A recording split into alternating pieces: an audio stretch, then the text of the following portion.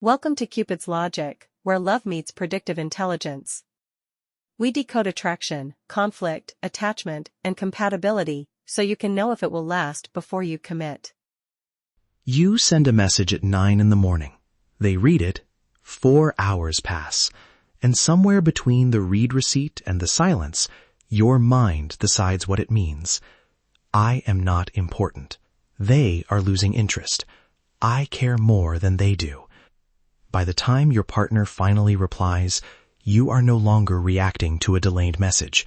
You are reacting to a story. Welcome to Cupid's Logic. I am your host, Craig Pruitt, and today we are diving into the meaning gap, the space between what happened and what each person believes that event means. My argument is simple.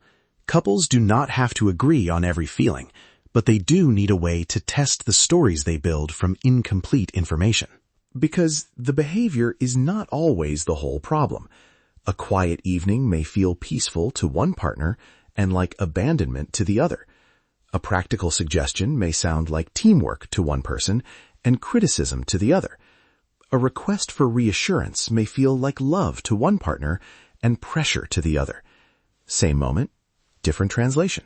And once that translation becomes emotionally convincing, it starts directing behavior.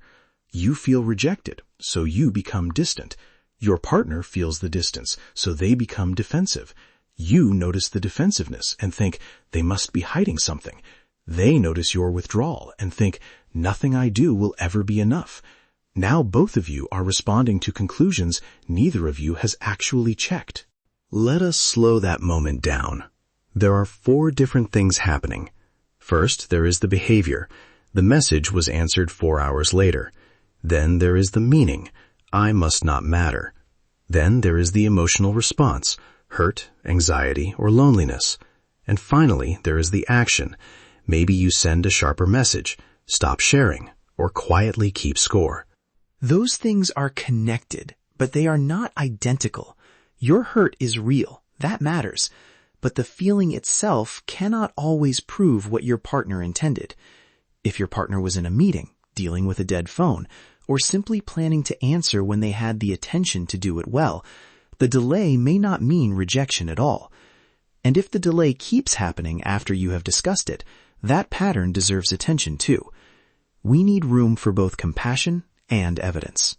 Why do 2 sincere people assign such different meanings to the same behavior? Often the answer is partly in what each person has learned to expect. Someone with anxious tendencies may scan for distance when information is missing. Someone with avoidant tendencies may experience emotional questions as pressure and pull back. These are patterns, not diagnoses. They are not permanent identities, and they do not excuse unkind behavior. Personality can widen the gap as well. A highly conscientious person may experience a missed plan as a warning that the relationship is becoming unreliable. Someone more flexible may think, plans change, we'll figure it out. Past relationships, family communication, stress, sleep, and even the way affection was shown growing up can influence the translation happening inside you. Be careful here. I am not saying anxious people imagine everything, and I am not saying avoidant people do not care. I am saying uncertainty gives old fears room to speak. So before you ask, who is right, ask a more useful question. What did this moment mean to each of us? Here's a simple way to make that question visible. Choose one recurring friction point. Not every difficult moment, just one. A delayed reply, a rushed goodbye, a partner going to bed without talking, or the way weekend decisions get made. Write 3 lines. The first is what happened, using only details a camera could record. Not, my partner ignored me. Try, I sent a message at 9 and they replied at 1.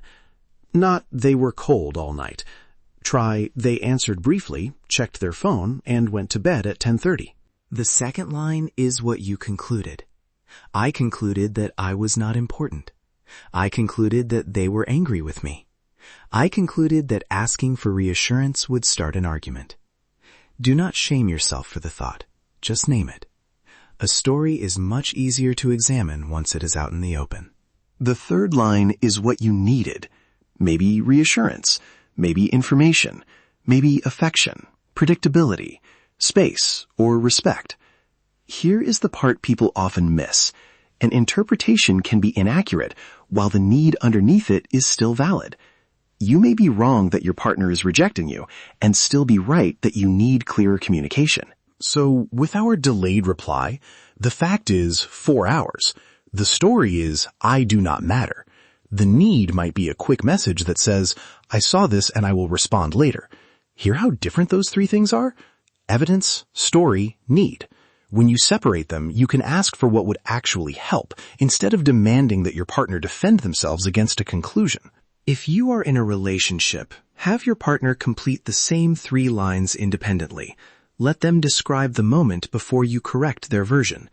You may discover that you were arguing about the reply time while they were reacting to the pressure they felt in the original message. You were trying to create closeness. They were trying not to disappoint you. The comparison is not a courtroom. It is a map of the assumptions you have been carrying silently. One person may think love means frequent contact. The other may think love means trust without constant contact. One may experience practical help as devotion. The other may need verbal warmth before that help feels loving. Then try a conversation that includes 4 parts. Start with an observation. I noticed our conversations have been ending quickly this week. Name the impact. I have been feeling disconnected, and I started telling myself that you are pulling away. Add curiosity. Is that what is happening for you, or am I missing something? Then make a specific request. Could we spend 15 minutes tonight talking without our phones? Real conversations are not always that polished. You might say, I know this may sound bigger to me than it does to you, but when our conversations end after 2 minutes, I start telling myself you do not want to be close. Can you help me understand what is happening? That sentence does not guarantee a perfect response. It does something more realistic. It gives both people a chance to tell the truth before the story hardens. And pay attention to what happens next. Not just the words, but the willingness to learn. Can your partner acknowledge the impact, even if the intention was different? Can they explain their side without mocking your experience? Can you listen without turning every explanation into an excuse? Can both of you adjust one small behavior after gaining better information? For the next 7 days, choose 3 recurring situations and track only what you can observe. Write down the conclusion you reached, the need underneath it, and what happened after you clarified. Did the conversation create learning? Did defensiveness soften? Did someone dismiss the concern? Did the behavior change in a small, consistent way? You are not collecting evidence to build a case. You are checking whether the relationship can update its shared story. A healthy result does not mean every gap disappears. People will still be tired, distracted, and imperfect. The favorable outcome is that ambiguity can be discussed before it becomes resentment. But sometimes the pattern tells you the problem is not merely interpretation. If someone misses one reply because they are in a meeting, that may be ordinary ambiguity. If they repeatedly disappear, lie about what happened, mock your reasonable questions, and call you unreasonable for noticing, that is a different signal. Do not use this framework to explain away dishonesty, manipulation, contempt, coercion, or anything that makes you feel unsafe. You deserve clarity, and you also deserve boundaries. Ignoring the meaning gap has a cost. An unanswered question can become jealousy. Jealousy can become checking online status, rehearsing accusations, or entering dinner already prepared for a fight. That defensiveness can lead to criticism. Criticism can lead to withdrawal, and withdrawal confirms the original fear of distance. A small moment becomes a self-reinforcing system. Shared meaning-making changes that system. You ask before assuming. You acknowledge impact without pretending intention does not matter. You state the need instead of demanding mind-reading. And you look at the full pattern over time. I can relate to how uncomfortable that is. Sometimes asking for clarification feels more vulnerable than quietly deciding what the behavior means. So the next time a small moment starts to feel enormous, pause. Ask yourself, what do I actually know happened? What meaning did I attach to it? And what do I need now? Then invite your partner into the same process. The goal is not to become cold or overly analytical.